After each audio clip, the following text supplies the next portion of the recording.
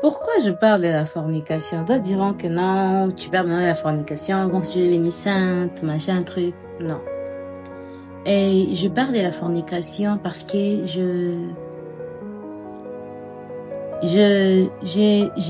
le Saint-Esprit m'a aidé à réaliser que lorsque nous vivons dans la fornication, tout de nous est bloqué.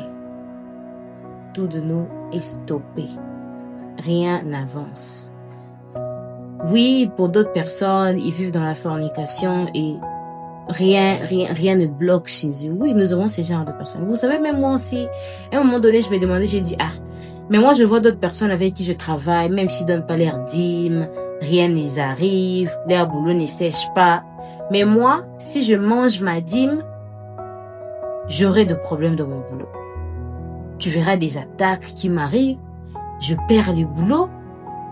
À chaque fois que je mangeais ma dîme, je ne donnais pas, je rencontrais toujours des lacunes dans mon travail. Je me disais, mais c'est quoi le problème? Et enfin, les Saint-Esprit m'aident à comprendre que tu n'es pas tout le monde. Il y a d'autres choses que les autres peuvent faire, toi tu ne peux pas faire ça. Si toi tu fais ça, c'est la faillite. Si toi tu fais ça, c'est le blocage. Si toi tu fais ça, c'est la sécheresse. Si toi tu fais ça, c'est le chômage qui t'arrive. Et j'ai m'entêté. J'ai pensé que j'étais jeune fille comme toute autre jeune fille. Je me disais, ouais, j'ai le droit de partir, de danser, de m'habiller comme ça, de danser cette musique-là. Pourquoi pas, je suis jeune, je dois vivre ma jeunesse. Mais c'est donc j'ignorais. À chaque fois que je faisais ça, je faisais reculer ma bénédiction. Mes bénédictions d'ailleurs au pluriel. Je faisais reculer mes bénédictions. Le Saint-Esprit m'a aidé à comprendre. Regarde ça, regarde telle chose. À chaque fois que tu pèses, tu prolonges ta bénédiction. Peut-être dans les calendriers de Dieu, il te dit, ok, oui, je vais la bénir le 8 mars. Et toi, le 5 mars, tu es déjà là dans la fornication. Il vient, il te regarde. Non. Reporté. Ça vient pour 2028. Ça vient pour 2030. En fait, le péché ne fait rien d'autre que bloquer nos bénédictions. Lorsque vous vivez dans le péché, on bloque les bénédictions. Le péché non seulement nous éloigne de Dieu, mais nous apporte la souffrance. La Bible dit, oui, Dieu est fidèle, si nous confessons de nos bouches, il va nous pardonner. Il nous pardonne et il oublie. Mais il nous laisse vivre la conséquence. Et comment tu vis la conséquence?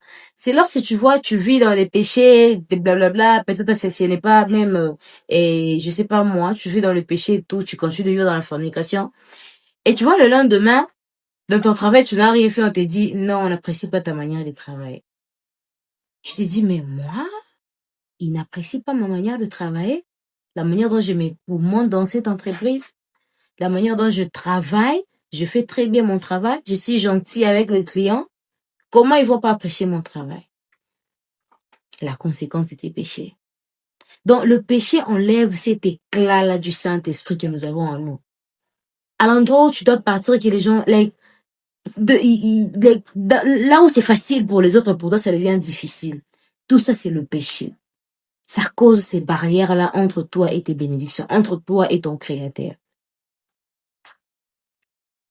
Et raison pour laquelle, quand je vois d'autres hommes des dieux encourager la fornication, je me dis, mais nous ne savons pas de quel Dieu nous parlons ou de quel maître. Parce que si nous servons Dieu, on ne peut pas encourager que les gens vivent dans la fornication. Ce n'est pas du tout normal, ce n'est pas du tout logique. Si nous savons seulement à quel point la fornication bloque, à quel point le péché bloque, on ne peut pas encourager, on ne peut pas justifier, on ne peut même pas mettre de prétexte pour que les chrétiens vivent dans la fornication. On ne peut pas. Tu verras un homme de Dieu qui te dit, oui, mais avec moi, ce n'est pas un péché. Hein?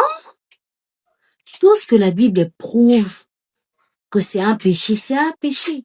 Si les Écritures prouvent que tel acte, c'est un péché, c'est un péché. Il n'y a pas de titre qui tienne. Que vous soyez prophète, que vos prophéties soient vraiment que ça ne rate jamais, comme les autres disent. Lui, quand il te donne vraiment les prophéties, ça ne rate jamais. Frère, si vous êtes dans la fornication, tout ça là, c'est rien. En plus, je vais vous dire une chose. Oh, thank you, Lord. Je vais vous dire une chose. La Bible déclare que Dieu ne se répand pas de ses dons. Vous voyez. Donc, si Dieu te donne le don de prophétie, ne pense pas qu'en péchant, il va se répandre de ses dons, il va t'enlever ça. Il se répand pas, il n'est pas un homme.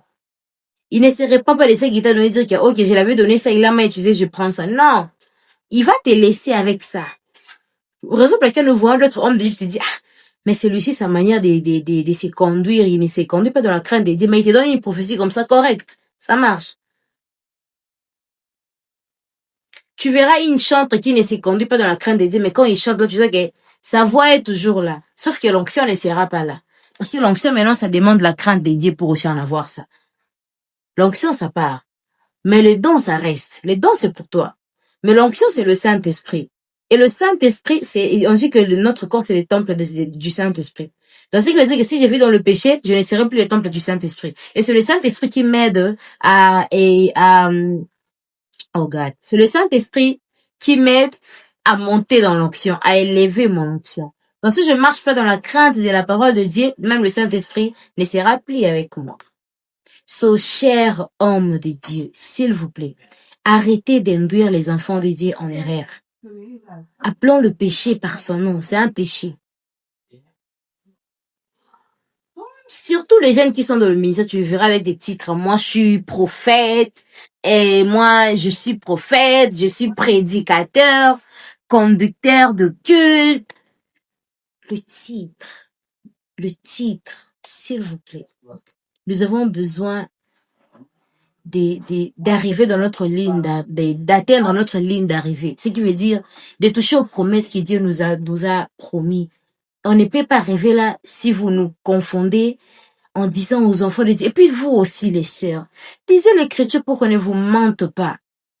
Lisez les écritures pour que vous ne soyez pas seulement de oui et amen de vos daddies. Parce que lorsque vous ne lisez pas les écritures, c'est là que vous êtes toujours le oui et amen. On te dit ce n'est pas un péché, tu dis oui, il a raison. Non, lui quand même c'est un serviteur de Dieu.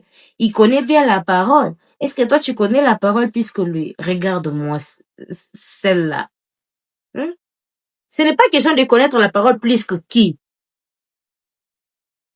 Mais c'est question d'obéir la parole qu'on connaît. Parce qu'on peut connaître la parole plus que tout le monde, mais on n'obéit pas. Et ça sert à rien. Et tout ce qui vaut chez Dieu, c'est l'obéissance. Comme l'a dit une fois un chantre qui a dit, Dieu ne cherche pas et il ne cherche pas les gens forts, mais il ne cherche les gens obéissants. Donc il ne cherche pas les gens qui sont remplis de versets, mais il cherche les gens qui obéissent à ce qu'il dit.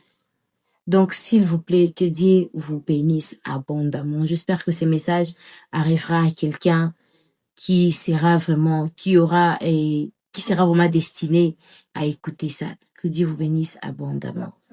Je suis Lydie et je prie à l'église du Dieu créateur, Dieu d'Escatena. Et voilà. Viendra un autre jour, je vous parlerai de mon église. Merci beaucoup.